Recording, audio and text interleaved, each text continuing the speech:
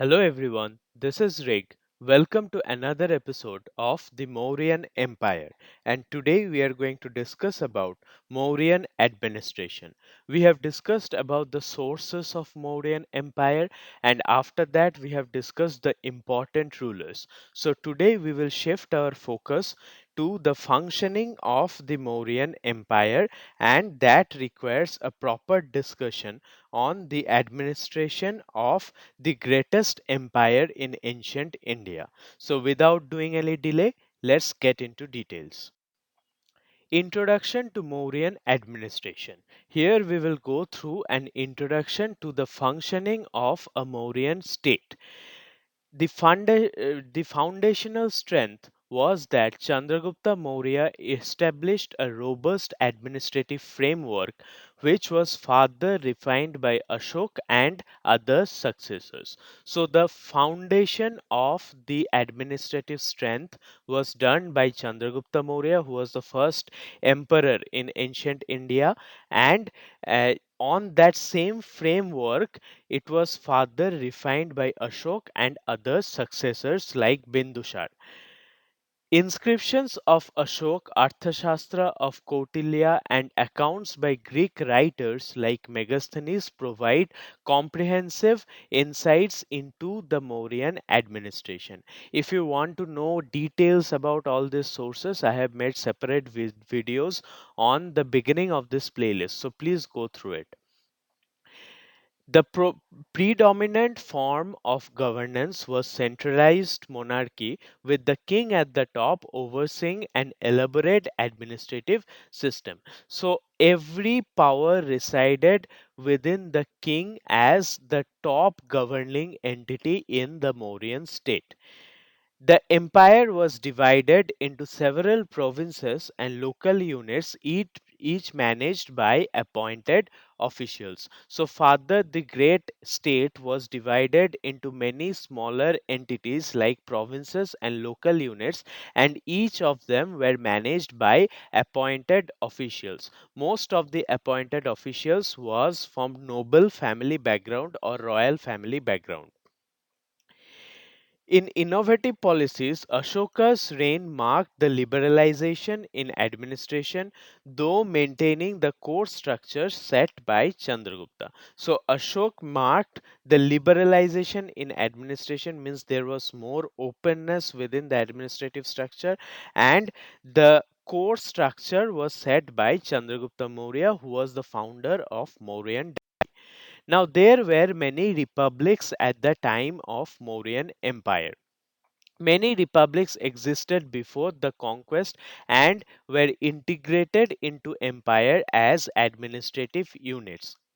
So, in the republic, there was no one power committee or a group of influential people governed over the state, and those kind of republics were integrated into the Mauryan Empire as administrative units.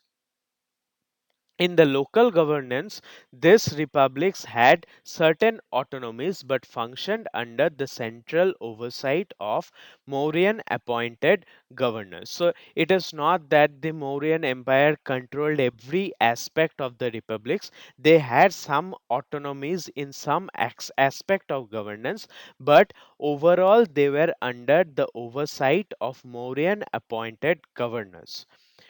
Now, role of feudatories. The local rulers often acted as feudatories, managing their regions while owing allegiance to the Mauryan central authority. So, there were different local rulers who were integrated into the Mauryan Empire. Now, they acted as feudatories, they had autonomy within their provinces, and they owed their allegiance to the emperor. In administrative control, it was ensured through direct appointments and oversight by centrally appointed officials. So, administrative control was very much strict through direct appointments of officials by the king himself. Now there was changes throughout time. Despite the integration, many local traditions and administrative practices continued under the Mauryan rule. As I have said, even though they were integrated into the Mauryan Empire, they retained autonomy in a few aspects. So local traditions and cultures were not changed, and they continued even under the Mauryan rule. Now, monarchy. What was the main theme of Mauryan administration was that the king was the center of all political and military activities, and that is monarchy. Kautilya advocated a strong monarchical system, considering it essential for a state's stability and security. No matter how many administrative officials are there, the king is the ultimate authority. And with that, a strong monarchical system was established where it was thought to provide stability and security to the empire.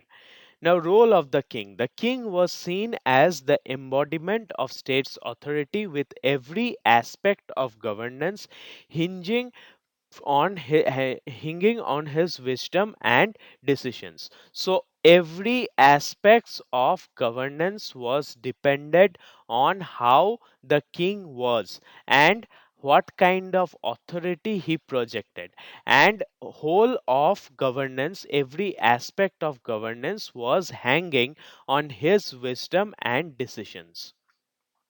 Now, philosophical underpinning. Monarchy was deemed as the best form of governance, blending the welfare of the state with disciplined rule. So, throughout ancient Indian history, medieval and modern Indian history, monarchy, except the modern part, throughout Indian history, monarchy was deemed to be the best form of governance, and people believed that with a stable king with strict authority, welfare of the state was possible through the disciplined rule. Now, what were the laws of succession? Typically, the eldest son succeeded to the throne, with few references to elective processes. There was the rule which was dominant in almost all the dynasties of India, that the eldest son will succeed the throne, and there were references sometimes to some kind of elective processes where eldest son was not that much efficient or were unavailable. The king's education and discipline. Emphasis on educating the king in various branches of governance and personal self control. So, the king was not someone who could ascend to the throne on the basis of birth merit only. He was to be educated on all the aspect of governance and should have a personal self control. Now, ministers. What kind of ministers aided the king in administration? Mantri Parishad. Mantri Parishad is the cabinet, and it included ministers who were called as amatyas and high officials advising the king on various matters. So, Mantri Parishad is basically the modern cabinet in ancient period, and it consisted of amatyas who were the ministers, and also there were many other high officials who advised the king on various matters. Now, selection and role. The ministers were chosen based on their expertise and loyalty, playing key roles in both administration and military strategies. So, the ministers were not chosen on the basis of birth, they were chosen on the merit of expertise in different aspects of government and how loyal were they to the king, and they played key roles in both administration and forming of military strategies. The Central Committee featured smaller groups or committees for focus task, reflecting a structured bureaucratic approach. So there was a central committee of ministers which was like the core cabinet, and it featured smaller groups or committees for focus tasks like specialized missions, and that reflected a structured bureaucratic approach within the system of administration. confidentiality and trust. Ministers were typically trusted confidants of the king involved in significant state decisions. Now, loyalty was the most important character a minister should have, and in that aspect, ministers were trusted confidants of the king and they were involved in significant state decisions which may have been very much confidential or secret for a long period of time. In the case of policy making, ministers along with the king framed state policies and ensured their effective implementation. So the role of forming laws and also executing laws were on the hands of ministers alone. Now, Paura Janapada. What is Paura Janapad? It is an assembly that served as a local governmental body, often consulted by the king on matters of local and state importance. So, this was an assembly or a local governmental body which was consulted very often by the king in order to get an overview on the matters of local and state importance. Now, compositions. It included local leaders and sometimes common citizens, facilitating a broader representation. This was a committee where all the aspects of society was represented through both influential local leaders and also common citizens being present in it. Duties and powers. They could impose taxes, enforce laws, and were involved in judicial processes within their jurisdiction. So they could impose taxes depending on the natural situation of the year. Like if there was any natural calamity which affected the village, then the taxes rate could be lowered and they could talk to the king for the lowering of the tax rate.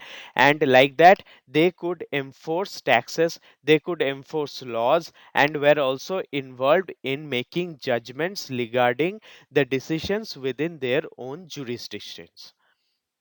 Now, checks on royal power. It acted as a counterbalance to monarchy with the ability to influence certain royal decisions. So there was instances where it was seen that the Paura Janapada acted as a counterbalance to the monarchy. So they had the ability to influence or make changes among certain royal decisions also.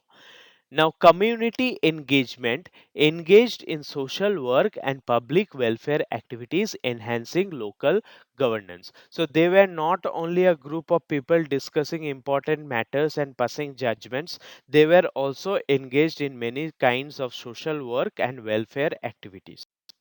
Now, provincial government. The empire was divided into various provinces, and each province had their own head appointed by the king himself.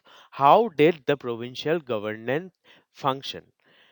Diverse administration. The provinces had varied ethnic and cultural compositions managed by viceroys or provincial governors. So these provinces had many, the composition of population was very much diverse within these provinces and different types of ethnic group of people lived together and they were managed by viceroys or provincial governors.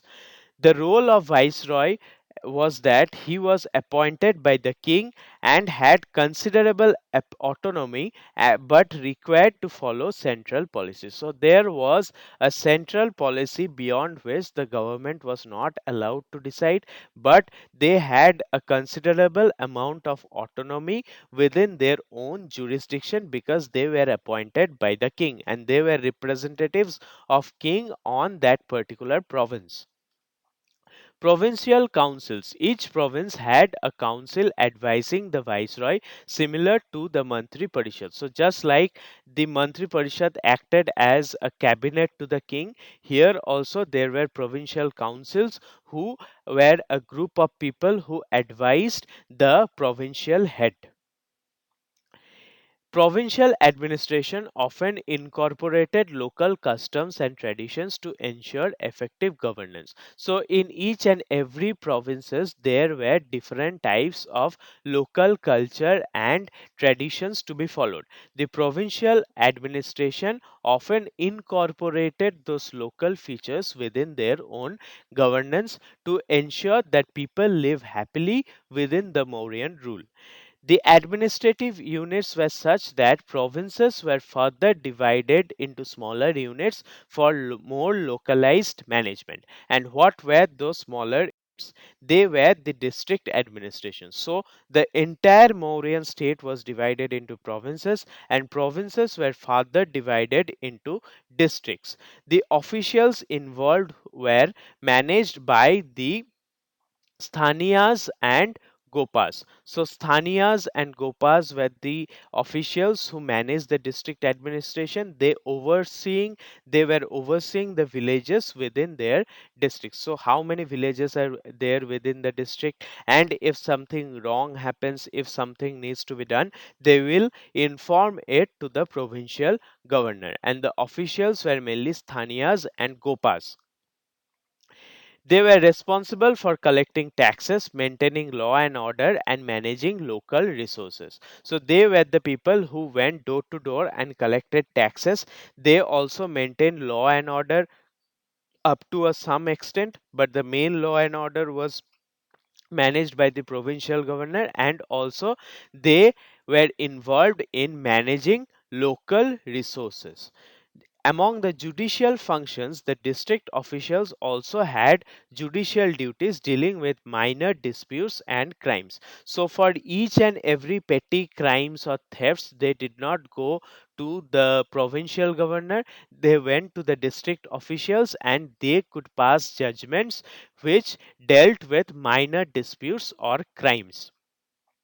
The reporting structure was such that district heads reported directly to the provincial governors, ensuring a cohesive administrative flow. So, district head was under the provincial governor, therefore, he could directly report to the provincial governor regarding the administrative functions within his own district administration.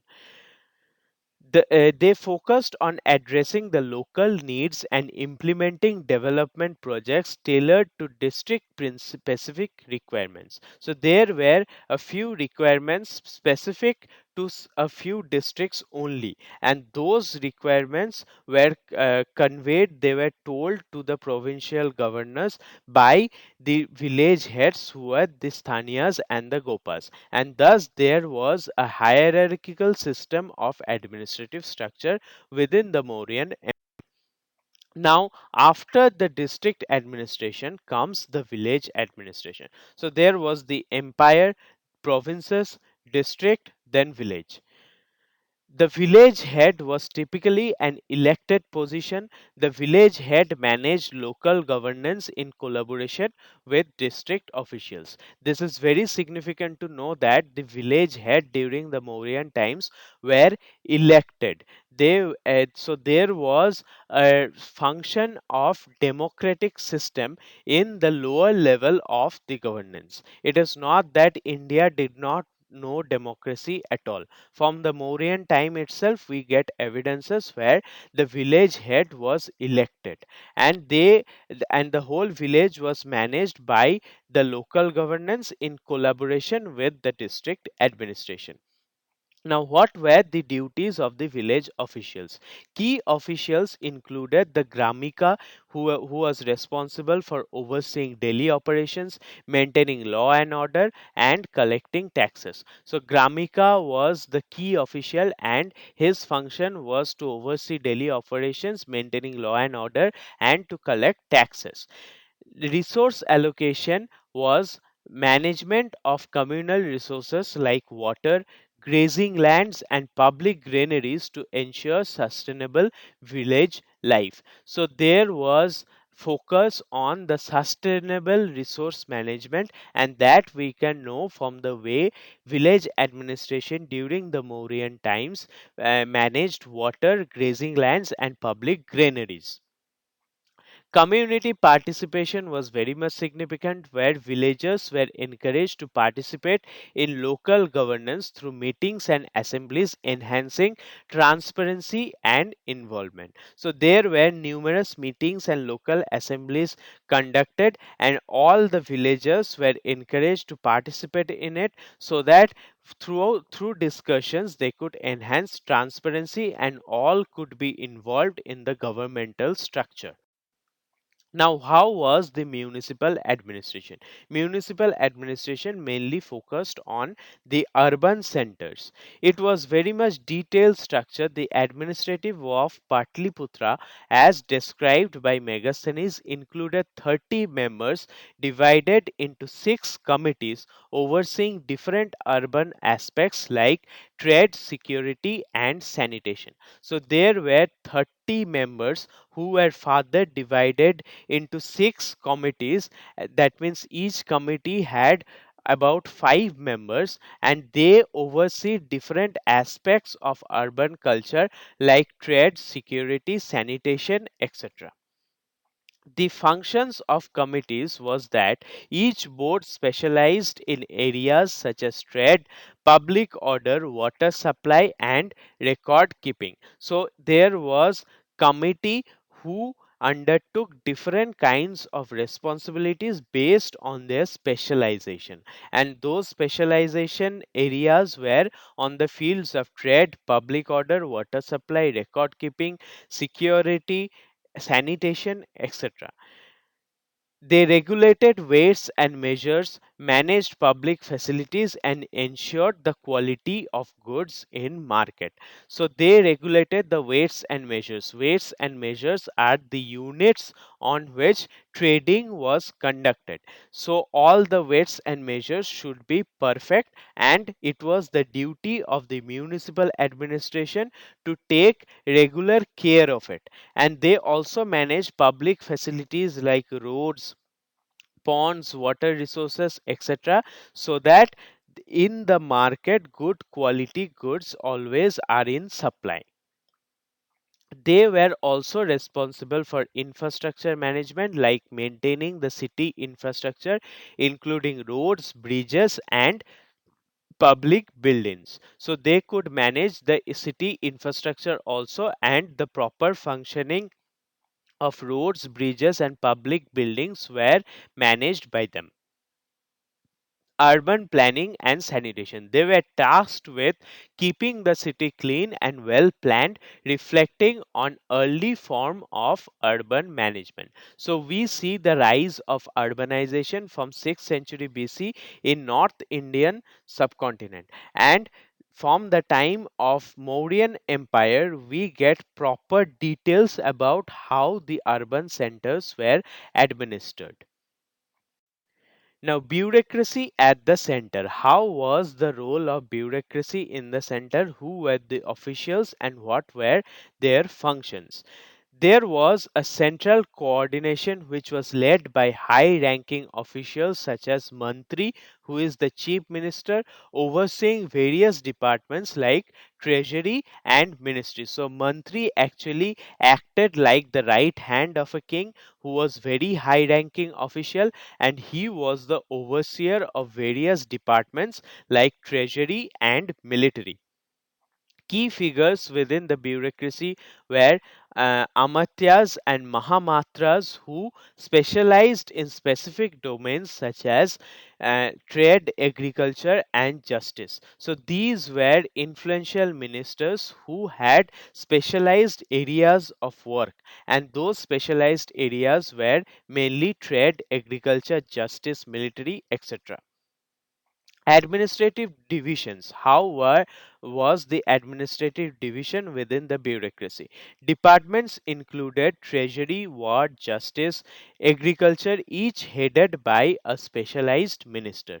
So there was a chief minister, and under chief minister there were different other ministers who were Amatyas and Mahamatyas, and they specialized in treasury, war, justice, and agriculture. Record keeping and supervision was very much strict during the Mauryan time. High importance was placed on detailed record keeping and supervision to prevent corruption and ensure efficiency. So, record keeping was very much detailed and transparent. It was also supervised regularly by supervisors, and that prevented corruption and ensured efficiency in the administration. The advisory role was played by senior officials who advised the king on policy matters, playing a crucial role in decision making process. So all the policy making processes involved advices from senior officials who always advise the king on different aspects. Now, espionage. One of the chief characteristics described in Kautilya's Arthashastra is that how a king should maintain a network of spies so that he can get information regarding any kind of danger. And that process involved espionage to its highest standard. Network of spies. Extensive use of spies for both internal security and foreign affairs was very much prioritized, and those spies were categorized into various types, such as secret and open spies. So, there was categorization within spies also, and it was very much given importance by the Mauryan rulers, as said in Kautilya's Asthashastra. Roles and responsibilities. Spies were tasked with gathering information on potential threats, public opinion, and the functioning of administration. So there was specialized people who were tasked with gathering information secretly on the potential threats which may come towards the empire. They were integrated into society. The spies were embedded on various societal roles, including merchants, ascetics, and entertainers. So, even merchants, ascetic, and entertainers were spies of the government, and people most of the time did not have any idea about it. Now, purpose and impact. The espionage system was aimed at maintaining stability and preventing uprisings for foreign invasion. So, thus, the king got to know about the dangers in his empire and could take actions to prevent it. So, the espionage system was quite crucial in maintaining stability and preventing uprisings, even foreign invasions from other parts of the empire. Control and oversight. The network was tightly controlled by the king and his closest advisors to ensure loyalty and effectiveness. So, this was directly controlled by the king himself and sometimes by most trusted advisors to the king, and thus there was assurance of loyalty and effectiveness within the espionage system. Military organization. The Mauryans were very much capable in their warfare and military tactics that required high amount of military discipline and organization. There was complex military structure in the Mauryan Empire. The infantry was called pattis, cavalry was ashva, war elephants was gaja, and chariots were rath. Each unit played specific roles. So each unit had a specific role, and they involved infantry, cavalry, war elephants, and chariots. Command hierarchy was there. The military was commanded by the senapati, and below the senapati were officials specific to each division, such as ashvapati, who was the head of cavalry, and gajapati, who was the head of elephant corps. So the entire military was maintained by a commanding officer. The chief commander was the general, who was called senapati, and the different units functioned under the senapati. Size and scale.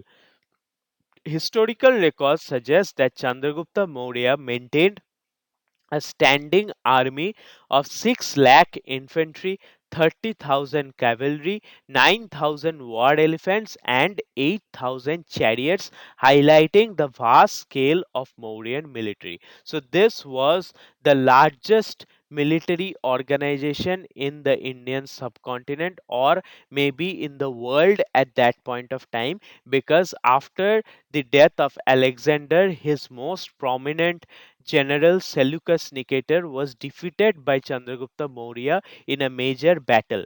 Therefore, it can be estimated, and according to various historical record, that there was 6 lakh infantry, which is very much significant considering the population at that point of time.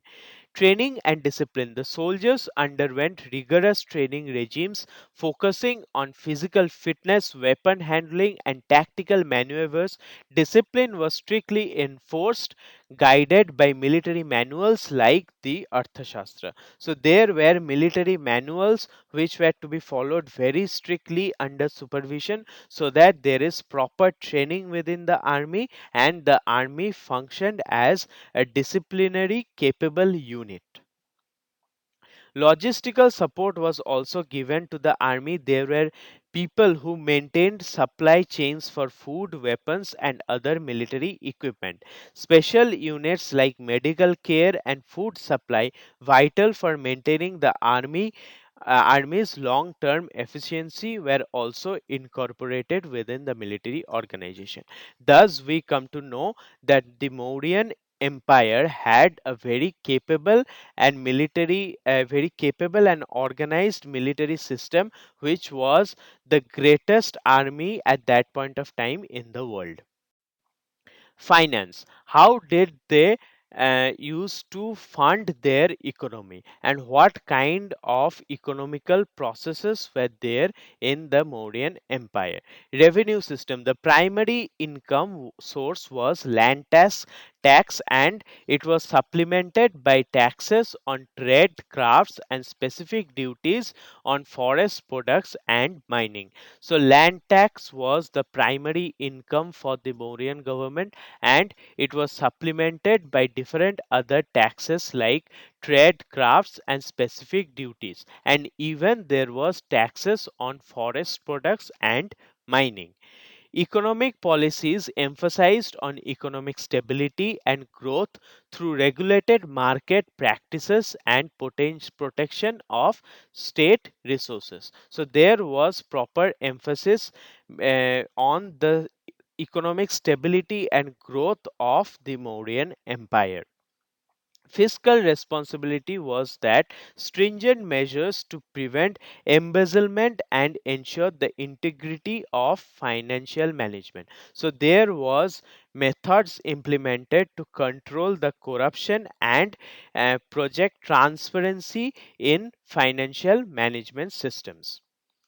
Economic advisors were there, and that included a council of economic advisors who helped plan and implement financial strategies. So different kind of financial strategies were adopted by the king or the government in order in order to fund the welfare of the state, and those projects were mainly advised by a council of economic advisors.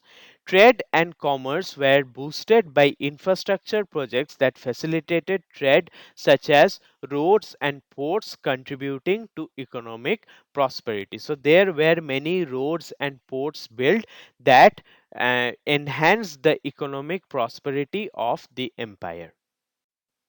Roads and irrigation. We will discuss about the infrastructural roles which the Mauryan Empire undertook. Construction of major roads and irrigation projects to enhance agriculture and mobility across the empire. So, communication was very much stressed upon, and also agriculture, and both required proper roads and irrigation project to enhance agriculture and proper communication among different provinces of the empire. Engineering feats were there, which meant notable projects including the building of dams and canal for agricultural enhancement and flood control. We come to know from the Junagadh inscription, which was written 400 years almost after Chandragupta Maurya's reign.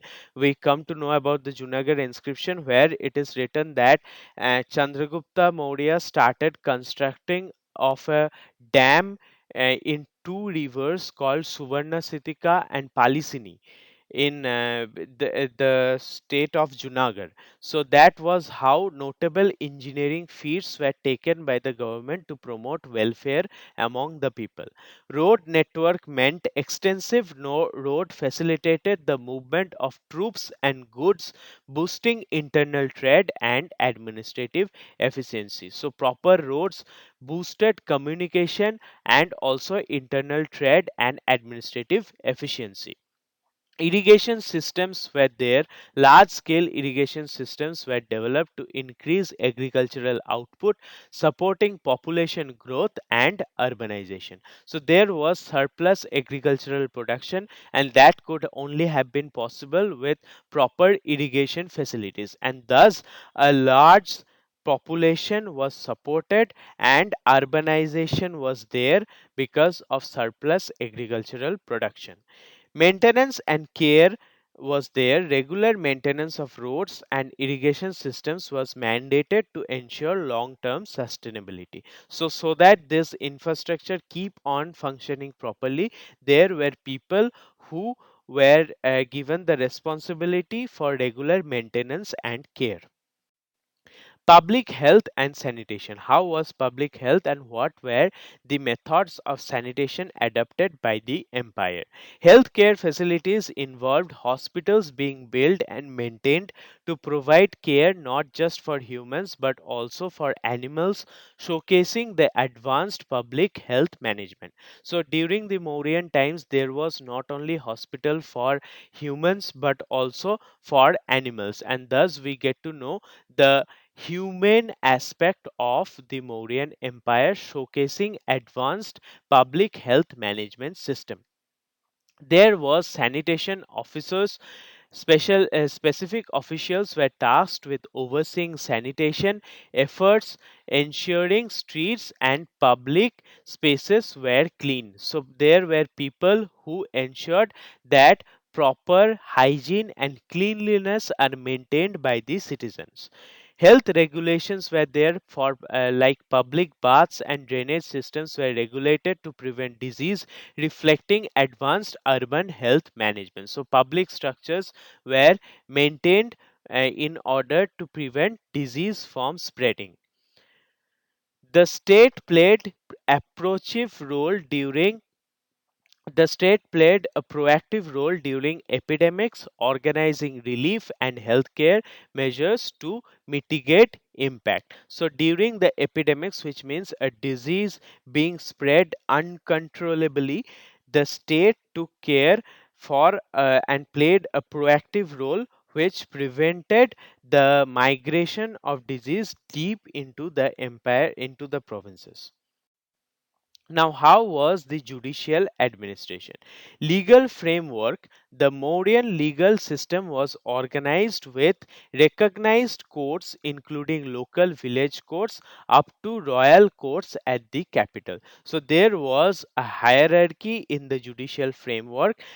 In the form of local courts was there, and above that provincial courts were there, and most importantly the function of supreme court was played by the royal court at the capital. The head of the judiciary was probably the Nyadhish, who presided over the highest court of justice in the empire. So, Nyadhish was a person who was the highest judicial official, and he presided over the highest court of the empire. Courts were divided into dharmasthya or civil cases and kantaka sodhana for criminal cases. So there were different courts for civil cases and criminal cases. It is very much significant because this is more or less the kind of system we follow even today in present India. The legal code was that detailed legal codes existed, including harsh penalties for severe crimes, reflecting a structured approach to law and order. So there was a penal code, and people were punished according to that penal code, and the rate of punishment, the intensity of punishment depended on the severity of the crime committed. Judicial appointments. How were the judges appointed? Judges and officials were appointed by the king, ensuring that they aligned with the central administrative policies. So, judges were directly appointed by the king and they were to align their judgments along with the central administrative policies. Now, what were the changes made by Ashok in the Mauryan Empire? Whatever we have discussed, all those were implemented by the first Emperor Chandragupta Maurya himself. However, his grandson Ashok made some significant changes in the Mauryan administration which needs to be discussed. Promotion of Dharma. Ashok introduced the concept of Dharma which was meant to guide the moral and ethical governance of the empire. So Ashok was very much significant for introducing the concept of Dharma. Here Dharma does not mean religion, it means moral and ethical righteousness that one should have while being in the society. Therefore, Ashok introduced the concept of dharma, and that was to be the guiding principle behind administration. Dharmic officials were appointed by Ashok, and they were called Dharma Mahamatyas, who were special officials appointed by Ashok to promote dharma and welfare policies across the empire. So these were people who saw to it that righteousness and moral principles are being maintained across the empire. Ashok's reform included more humane treatment of prisoners, including efforts to rehabilitate rather than simply punish. So, even towards the prisoners, Ashok was very much humane and he focused on rehabilitation rather than punishing them. Public works and welfare was undertaken in a numerous scales such as roads and hospitals, and also Ashok focused on animal welfare. So roads and hospitals were built on a large scale during the time of Emperor Ashok. He also focused on animal welfare and prohibited the killing of animals throughout his dominion. In the edicts, Ashoka's edicts carved on rocks and pillars served as public decrees to spread his policies and ideals, ensuring wide visibility and compliance. So, there are numerous edicts of Ashoka all around his empire in the Indian subcontinent, and from there we get public decrees which was to be followed by the public in order to ensure wide visibility and compliance. He implemented those edicts. Welfare state. The concept of India, even in present state, has been derived from the welfare state, which was the chief basis of Mauryan administration. Social welfare programs. The Mauryan state undertook extensive welfare programs, including public distribution systems for food during famines. In Ashok's inscriptions, we can get evidences of terms like Tela Dhana and Gola Dhana, means the granaries and places of storage which needed to be opened during the time of natural calamities. So thus the Mauryan state undertook extensive welfare programs. Worker and artisan support. Specific boards were set up to regulate wages and working conditions, especially in key industries like textiles. So, there were specific committees where people specialized in their work to regulate wages and working conditions of laborers or workers. Agricultural development was in the form that state intervention in agriculture included land redistribution and support for irrigation projects to enhance productivity. Special attention was given to welfare of children and elderly and those with disabilities. In Ashokan inscription, we get instances where Ashok made a separate quota for the disabled people, children, and elderly, and they were to be taken regular care of by the state. sponsored religious assemblies and cultural festivals to enhance social cohesion and religious harmony. So there was sponsorship to different kind of religious activities, even though at the time of Ashok, Buddhism was made the state religion. There was tolerant emotion towards all kinds of faith, and different kind of state activities involved sponsoring religious assemblies so that people of different faith could live in harmony. In conclusion, we will go through an overview of the entire presentation. The Mauryan Empire showcased an early form of highly structured and sophisticated administration. The policies of rulers like Chandragupta and Ashok significantly shaped the administrative practices of their time. The administrative frameworks and policies introduced by the Mauryans influenced subsequent Indian and regional governance models. The extensive records and inscriptions left by the Mauryans provide invaluable insight into ancient governance. The Mauryan administration not only managed a vast and diverse empire effectively, but also set precedents in governance that resonate in historical evaluations of effective empire management. So that was all about Mauryan administration. It was a very long and detailed presentation. Hope it will be useful for you if you are preparing for any kinds of exams in history, and also if you are preparing for any kind of competitive exam. With your love and support, I hope to bring brighter contents in future. Thank you so much for your support.